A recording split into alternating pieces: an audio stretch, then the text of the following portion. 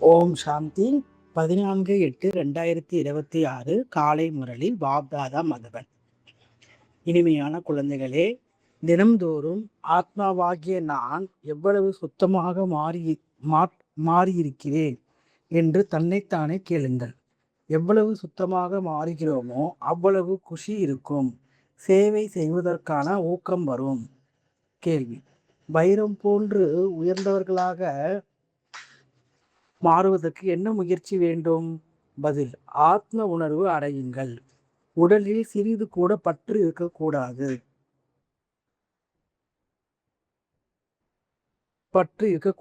கவலையில் இருந்து விடுபட்டு ஒரு தந்தையின் நினைவில் இருங்கள். இந்த உயர்ந்த முயற்சியை வைரம் போன்று மாற்றிவிடும். ஒருவேளை தேக உணர்வு இருக்கிறது என்றால் நிலை பக்குவமற்றதாக இருக்கின்றது. பாபாவிடமிருந்து தொலைவில் இருக்கிறீர்கள் என புரிந்து கொள்ளுங்கள். நீங்கள் இந்த உடலை பாதுகாக்க வேண்டும். ஏனென்றால் இந்த உடலில் இருந்து கொண்டுதான் கர்மாதித்த நிலையை அடைய வேண்டும். பாடல்: முகத்தை பார்த்துக்கொள் மனிதா. ஓம் சாந்தி. யாருக்கு யோக பலத்தினால் பாவங்கள் நீங்குகிறதோ அவருக்கு மகிழ்ச்சியின் அளவு அதிகரிக்கிறது என பாபா குழந்தைகளுக்கு புரிய வைக்கிறார். தனது நிலையை குழந்தைகளாகி நீங்களே புரிந்து கொள்ள முடியும். நிலை நன்றாக இருக்கும் பொழுது சேவையின் ஆர்வம் மிகவும் நன்றாக இருக்கின்றது. எவ்வளவுக்கு எவ்வளவு சுத்தமாகிக் கொண்டே போகிறீர்களோ அவ்வளவு மற்றவர்களை கூட சுத்தமாக மற்றும் யோகியாக மாற்றம் ஊக்கம் வரும். ஏனென்றால் நீங்கள் ராஜயோகி மற்றும் ராஜ ரிஷி ஆதீர்கள். அடயோகி ரிஷிகள் தத்துவத்தை பகவான் என்கிறார்கள். ராஜயோகி ரிஷிகள் பகவானை தந்தை என்று ஏற்றுக்கொள்கிறார்கள். தத்துவத்தை நினைவு செய்வதால் அவர்களின் பாவம் எதுவும் விலகாது. தத்துவத்துடன் தொடர்பு கொள்வதால் எந்த பலமும் கிடைக்காது. எந்த தர்மத்தினரும் யோகத்தை அறியவில்லை. எனவே யாருமே உண்மையான யோகியாகி திரும்ப செல்ல முடியாது. இப்போது குழந்தைகள் நீங்களாகவே நிலையை சுயம் அறிந்து கொள்ள முடியும். எவ்வளவு தந்தையை நினைவு செய்கிறார்களோ அவ்வளவு மகிழ்ச்சி கிடைக்கும். தன்னைத்தானே சோதிக்க வேண்டும். குழந்தைகள் கூட ஒருவர் மற்றவரின் நிலையையும் தனது நிலையையும் தெரிந்து கொள்ள முடியும். தனக்கு உடலின் மீது எந்த பற்றும் இல்லையா என பார்த்து கொள்ள வேண்டும். தேக உணர்வு இருக்கின்றது என்றால் காயாக இருக்கின்றோம். பாபாவை விட்டு மிக தொலைவில் இருக்கின்றோம் என புரிந்து கொள்ள வேண்டும். குழந்தைகளே, இப்பொழுது வைரம் போன்று மாற வேண்டும் என பாபா கட்டளையிடுகின்றார். பாபா ஆத்ம உணர்வு உடையவராக மாற்றுகின்றார். பாபாவிற்கு தேக உணர்வு கிடையாது. தேக உணர்வு குழந்தைகளுக்குத்தான் ஏற்படுகிறது. பாபாவின் நினைவினால் நீங்கள் ஆத்ம உணர்வுடையவராக மாறுகிறீர்கள். நாம் எவ்வளவு நேரம் பாபாவை நினைக்கின்றோம் என தனக்குத்தானே சோதியுங்கள். எவ்வளவு நினைக்கிறீர்களோ அவ்வளவு மகிழ்ச்சியின் அளவு அதிகரிக்கும். மேலும் தன்னை தகுதி உடையவராக மாற்றிக்கொள்ளலாம். சில குழந்தைகள் கர்மாதீத்த நிலையை அடைந்து விட்டனர் என்று நினைக்க வேண்டாம். அப்படி இல்லை. ரேஸ் நடந்து கொண்டு இருக்கிறது.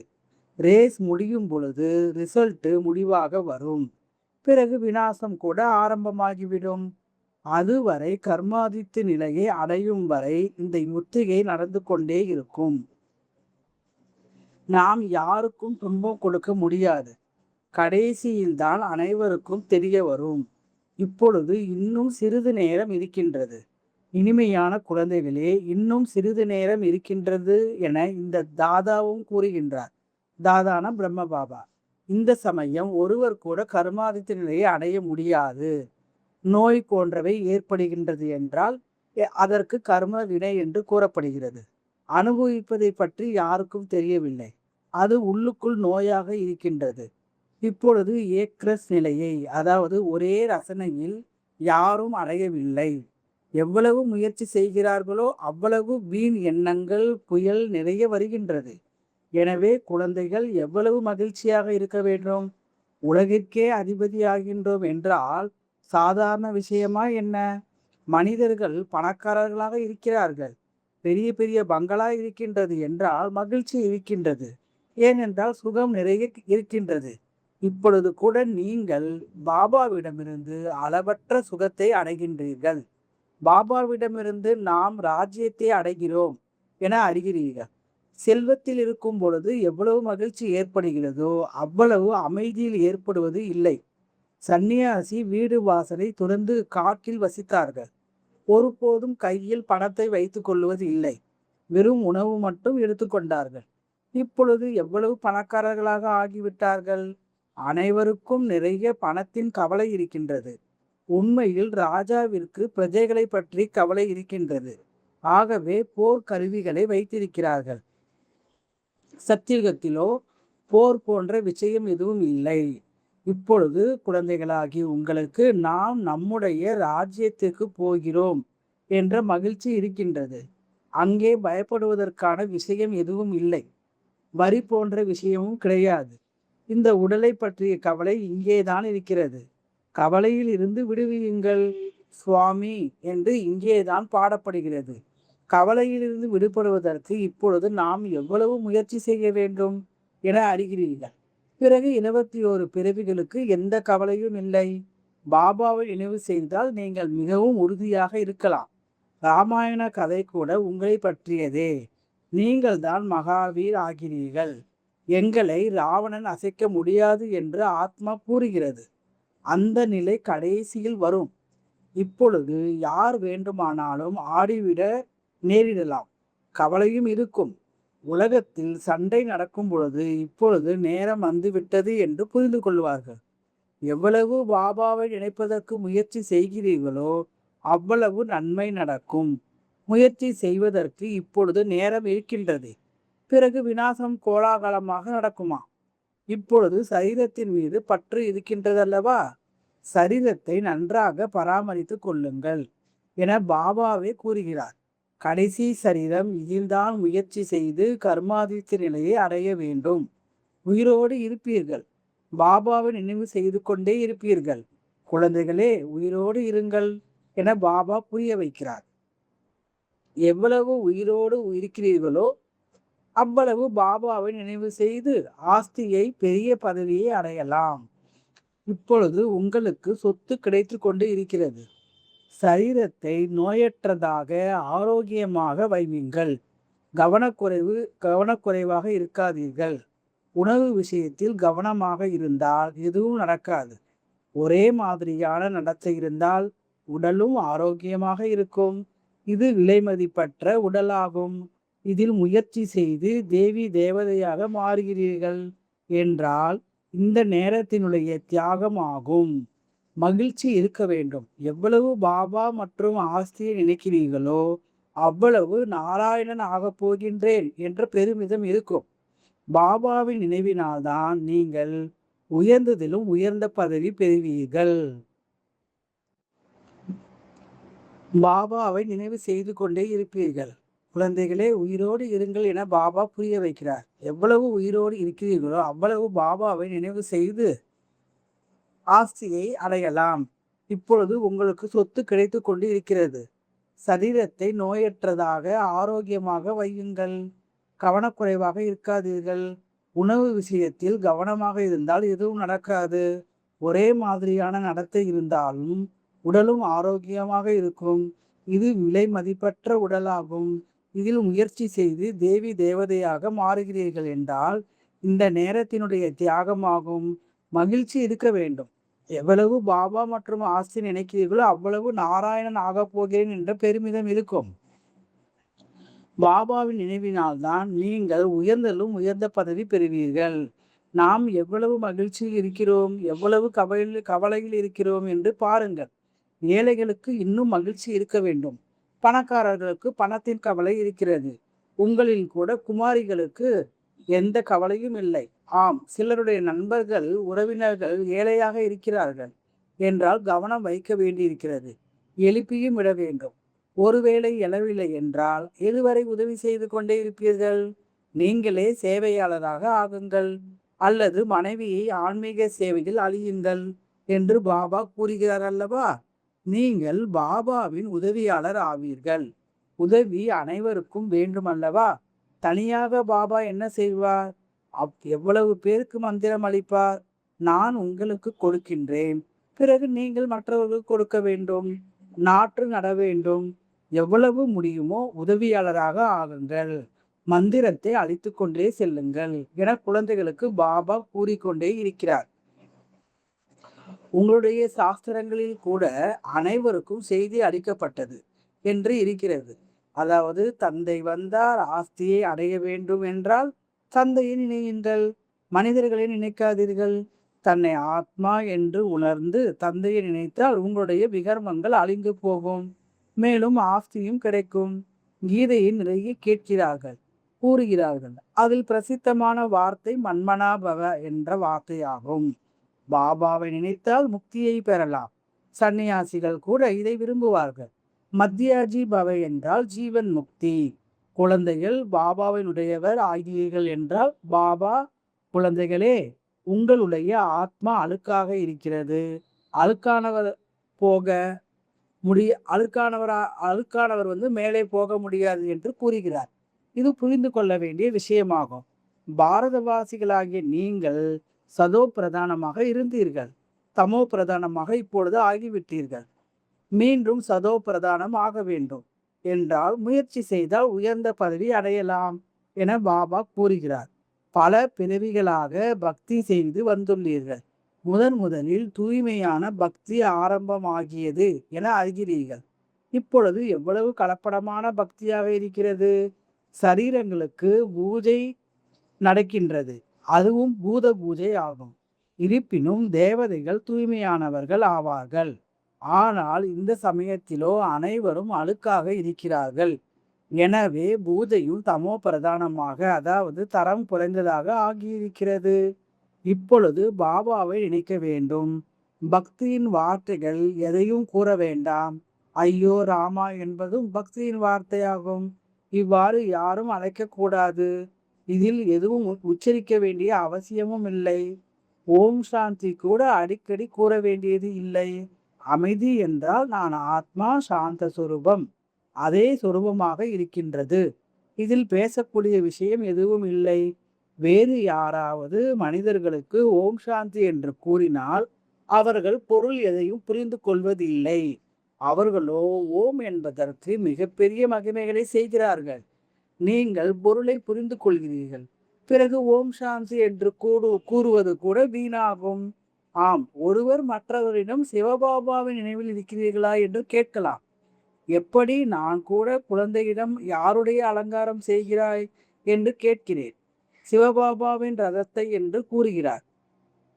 இது சிவபாபாவின் ரதம். யாரு? பிரம்மபாபா. ஹுசேனின் ரதம் இருக்கின்றது அல்லவா? குதிரையை அலங்காரம் செய்கிறார்கள். குதிரையின் பொருளை புரிந்து கொள்ளவில்லை. தர்மத்தை ஸ்தாபனை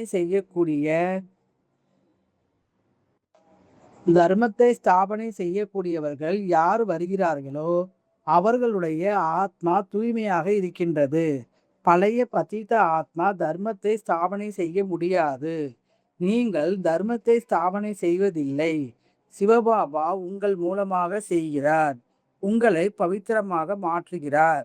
அவர்கள் பக்தி மார்க்கத்தில் மிகவும் அலங்காரம் செய்கிறார்கள். இங்கே அலங்காரத்தை விரும்புவதில்லை. பாபா எவ்வளவு அகங்காரியாக இருக்கிறார். நான் பல பிறவிகளின் கடைசியில் வருகிறேன் என அவரே கூறுகின்றார். முதலில் சத்யுகத்தில் ஸ்ரீ நாராயணன் இருப்பார். ஸ்ரீ லக்ஷ்மிக்கும் முன்பு ஸ்ரீ நாராயணன் வருவார். அவர் வளர்ந்து பெரியவராக இருப்பார். ஆகவே கிருஷ்ணரின் பெயர் பாடப்பட்டிருக்கிறது. நாராயணரை விட அதிகமாக கிருஷ்ணருக்கு தான் மகிமை செய்கிறார்கள். கிருஷ்ணருடைய பிறந்த தினத்தையும் கொண்டாடுகிறார்கள். நாராயணருடைய பிறந்த நாளை கொண்டாடுவதில்லை. கிருஷ்ணர் தான் நாராயணர் ஆகிறார் என்பது தெரியவில்லை. முதலில் சிவ ஜெயந்தி, பிறகு கிருஷ்ண ஜெயந்தி, பிறகு ராமருடையது. சிவன் கூடவே கீதையின் ஜன்மமும் ஏற்படுகிறது.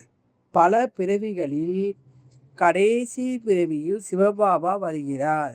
வயதான அனுபவி ரதத்தில் தான் வருகிறார்.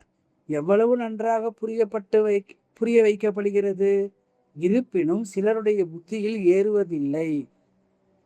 இந்த ஞானம் மறைந்து போய் விடுகிறது என பாபா கூறுகிறார். நான் வந்து கூறும் பொழுதுதான் நீங்களும் கேட்க முடியும். நாம் எதிர்காலத்தில் துல்லியமாக, அதாவது இவ்வாறு தேவி தேவதா மாறுவோம் என குழந்தைகள் இப்பொழுது அறிகிறீர்கள். பாபா 2-3 விதமாக சாட்சாத்காரம் அடைந்து இருக்கிறார். இவ்வாறு மாறுவேன். கிரீடம் உடையவராக மாறுவேன். தலைப்பாகை உடையவராக மாறுவேன். 2, 4 ராஜ்யத்தின் பிறவிகளின் காட்சி வேற கிடைத்திருக்கின்றது. இந்த விஷயங்களை உலகத்தில் வேற யாருமே புரிந்து கொள்ள முடியாது என இப்பொழுது நீங்கள் புரிந்து கொள்ள முடியும். நல்ல கர்மம் செய்தால் நல்ல பிறவி கிடைக்கும் என நீங்கள் நினைக்கலாம். ஆம், இப்பொழுது நீங்கள் முயற்சியை எதிர்காலத்திற்காக செய்து கொண்டு இருக்கிறீர்கள். நரனிலிருந்து நாராயணன் ஆவதற்காக நாம் இந்த பதவியை பெறுவோம் என நீங்கள் அறிகிறீர்கள். யார் கர்மாதித்த நிலையை அடைய முயற்சி செய்து கொண்டு இருக்கிறார்களோ அவர்களுக்கு இந்த மகிழ்ச்சி அதிகமாக இருக்கும். பாபா, நாங்கள் மம்மா பாபாவை பின்பற்றுவோம், அப்போதுதான் சிம்மாசனத்தில் அமர முடியும் என கூறுகிறார்கள். எவ்வளவு நாம் சேவை செய்கின்றோம், மேலும் எவ்வளவு மகிழ்ச்சியில் இருக்கின்றோம் என்பதையும் புரிந்து கொள்ள வேண்டும். யார் முதலில் தான் மகிழ்ச்சியில் இருப்பாரோ அவரே பிறரையும் மகிழ்ச்சியில் கொண்டு வருவார்கள். உள்ளே ஏதாவது தீயவை இருந்தால் மனதை அழித்து கொண்டே இருக்கும். பாபா, எங்களுக்குள் கோபம் இருக்கின்றது, இந்த பூதம் எங்களுக்குள் இருக்கின்றது என சிலர் கூறுகிறார்கள். கோபம், ஆசை, அது மாதிரி கவலையின் விஷயம் ஆகிவிட்டதல்லவா? பூதத்தை உள்ளே இருக்க விடக்கூடாது. ஏன் கோபப்பட வேண்டும்? அன்போடு புரிய வைக்க வேண்டும். பாபா பாபா யார் மீது கோபப்பட மாட்டார். சிவபாபாவின் மகிமை இருக்கின்றதல்லவா? நிறைய வீணான பொய்யான மகிமைகளை கூட செய்கிறார்கள். அதனால்தான் அவருக்கு அன்பே சிவம். ஆனால் கோபமே படமாட்டார். நான் என்ன செய்கிறேன்? எப்படி மருத்துவரிடம் எங்களிடம் நோயை விரட்டுங்கள் என்கிறார்களோ அதுபோல அழுக்கிலிருந்து என்னை தூய்மையாக்குங்கள் என்று கூறுகிறார்கள். அவர்கள் மருந்து கொடுத்து ஊசி போடுகிறார்கள். அதுவே அவர்களுடைய வேலை. பெரிய விஷயம் கிடையாது. சேவைக்காக படிக்கிறார்கள். நிறைய படிக்கிறார்கள் என்றால் நிறைய சம்பாதிக்கிறார்கள். பாபாவிற்கு எதையும் சம்பாதிக்க வேண்டியது இல்லை. அவருக்கு சம்பாதிக்க வைக்க வேண்டும். என்னை நீங்கள் அழிவற்ற சர்ஜன் என்று கூட கூறுகிறீர்கள். இப்படி அதிகமாக மகிமை செய்திருக்கிறீர்கள் என்று பாபா கூறுகிறார். பதித்த பாவனரை யாருமே சர்ஜன் என்று கூற முடியாது. இது வெறும் மகிமைதான். என்னை நினைத்தால் உன்னுடைய விகர்மம் அழியும் என்று மட்டும் பாபா கூறுகிறார். அவ்வளவுதான். என்னுடைய நடிப்பே உங்களுக்கு புரிய வைப்பதுதான். அதாவது என்னை மட்டும் நினையுங்கள். எவ்வளவு நினைக்கிறீங்களோ அவ்வளவு உயர்ந்த பதவி பெறுவீர்கள். இதுவே ராஜ யோகத்தின் ஞானம் ஆகும். யார் கீதையை படித்திருக்கிறார்களோ அவர்களுக்கு புரிய வைப்பது எளிதாக இருக்கின்றது. நீங்கள் பூஜைக்குரிய ராஜாக்களுக்கு ராஜா ஆகிறீர்கள், பிறகு பூஜாரி ஆகிறீர்கள். நீங்கள் கடினமாக உழைக்க வேண்டும். நீங்கள் உலகத்தை தூய்மையாக மாற்றுகிறீர்கள். எவ்வளவு பெரிய பதவி! கலியுக மலையை திருப்புவதற்காக நீங்கள் அனைவரும் விரல் கொடுக்கின்றீர்கள். மற்றபடி மலை எதுவும் கிடையாது. புது உலகம் வர வேண்டும். ஆகவே நிச்சயம் ராஜ யோகத்தை கற்க வேண்டும் என இப்பொழுது நீங்கள் அறிகிறீர்கள். பாபா தான் கற்பிக்கிறார். சதோ பிரதானம் ஆக வேண்டும். யார் போன கல்பத்தில் மாறினார்களோ அவர்களுக்கு புரிய வைக்கும் பொழுது சரியான விஷயத்தை கூறுகிறார்கள் என தோன்றும். உண்மையில் பாபா மன்மனா பவ என கூறினார். வார்த்தை சமஸ்கிருதம் ஆகும்.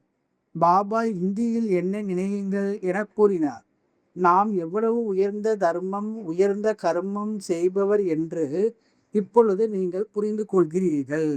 எனவேதான் 16 கலைகள் நிறைந்தவர்கள் என பாடப்பட்டு இருக்கிறது. இப்போது மீண்டும் இவ்வாறு மாற வேண்டும். எவ்வளவு நாம் சதோ பிரதானமாக தூய்மையாக மாறி இருக்கிறோம், எவ்வளவு நரகவாசிகளை சொர்க்கவாசிகளாக மாற்றும் சேவை செய்திருக்கிறோம் என தன்னையே பார்த்து கொள்ள வேண்டும். நல்லது. இனிமையிலும் இனிமையான காணாமல் போய் கண்டெடுக்கப்பட்ட செல்லமான குழந்தைகளுக்கு தாயும் தந்தையும் ஆகிய பாப்தாதாவின் அன்பு நினைவுகள் மற்றும் காலை வணக்கம். ஆன்மீக குழந்தைகளுக்கு ஆன்மீக தந்தையின் நமஸ்காரம். ஆன்மீக தந்தைக்கு ஆன்மீக குழந்தைகளின் அன்பு நினைவுகள் மற்றும் நமஸ்காரம். தாரணைக்கான முக்கிய சாரம்: பாபாவிற்கு சமமாக அகங்காரியாக ஆக வேண்டும். இந்த சரீரத்தை பராமரித்து கொண்டே சிவபாபாவையும் நினைக்க வேண்டும். ஆன்மீக சேவையில் பாபாவிற்கு உதவியாளராக ஆக வேண்டும். இரண்டாவது பாயிண்ட், உள்ளுக்குள் எந்த ஒரு பூதமும் இருக்க விடக்கூடாது. ஒருபோதும் யார் மீதும் கோபப்படக்கூடாது. அனைவரிடமும் மிகவும் அன்போடு நடக்க வேண்டும். தாய் தந்தையை பின்பற்றி சிம்மாசனத்தில் அமரக்கூடியவர் ஆக வேண்டும். வரதானம், சுயநலம் என்ற வார்த்தையின் பொருள் அறிந்து சதா ஏக்ர ஸ்திதியில் நிலைத்திருக்கக்கூடிய சகஜ முயற்சியாளர் ஆகுக. இதனுடைய விளக்கம், இன்றைய நாட்களில் ஒருவருக்கொருவர் பற்றுதலுடன் இருப்பது அன்பினால் அல்ல, சுயநலத்தினால் இருக்கிறார்கள். அதாவது சுயநலத்தின் காரணத்தினால் பற்று இருக்கிறது. மேலும் பற்றுதலின் காரணத்தினால் விடுபட்டவர்களாக இருக்க முடியவில்லை. ஆகையால் சுயநலம் என்ற வார்த்தையின் பொருளில் நிலைத்து விடுங்கள். அதாவது முதலில் சுயத்தின், அதாவது ஆத்மாவின் ரதத்தை, தேகம், அதை சுவாகா செய்து விடுங்கள். இந்த சுயநலம் நீங்கிவிட்டால் விடுபட்டவர்களாக ஆகிவிடுவீர்கள். இந்த ஒரு வார்த்தையின் பொருள் அறிவதன் மூலம் சதா ஒருவரின் மற்றும் ஏக்ரஸ் ஆகிவிடுவீர்கள். இதுவே சகஜ முயற்சி ஆகும். அதாவது என்ன சொல்ல வர்றாருன்னா, இந்த உடல்ல நான் ஆத்மா நினைச்சீங்கன்னா உங்களுக்கு ஆட்டோமேட்டிக்காக அப்பாவோட நினைவு வந்துடும். அப்போ ஈஸியாக முயற்சி பண்ணிடுவீங்க. சகஜ முயற்சியில் ஈஸியாக முயற்சி செய்து விடுவீர்கள். ஸ்லோகன், பரிஸ்தா ரூபத்தில் இருப்பதன் மூலம் எந்த ஒரு தடையும் தனது தாக்கத்தை ஏற்படுத்த முடியாது. பரிஸ்தான எல்லாத்தையுமே ஈஸியாக எடுத்துப்பாங்க. அப்போது யார் என்ன சொன்னாலும் அந்த டிஸ்டர்பன்ஸாக ஆக மாட்டீங்க. அவ்வியக்த இசாரா, அசுத்தத்தின் விதையையும் கூட அழித்து சம்பூர்ண சுத்தம் ஆகுங்கள். சம்பூர்ண தூய்மை என்பது பிராமணர்களாகிய உங்களது அலங்காரம். சதா அலங்கரிக்கப்பட்ட மூர்த்தி, அதாவது சதா தூய்மை சொரூபத்தில் நிலைத்திருந்து எல்லையற்ற மேடையில் ஹீரோ நடிப்பு நடிக்க வேண்டும். சதா பிரம்மச்சாரி, அதாவது சங்கல்பத்திலும் கூட எந்த அசுத்த விருத்தியின எண்ணங்களை கூட சஞ்சலம் ஆக்க விடாதீர்கள். விருத்தியின் சஞ்சலமும் ரிஜிஸ்டர் கரையாக்கிவிடும். எண்ணத்துல வந்தாலே ரிஜிஸ்டர் கெட்டு போயிடும். ஆகையால் விருத்தியிலும் கூட சதா பிரம்மச்சாரியாக ஆகுங்கள். ஓம் சாந்தி.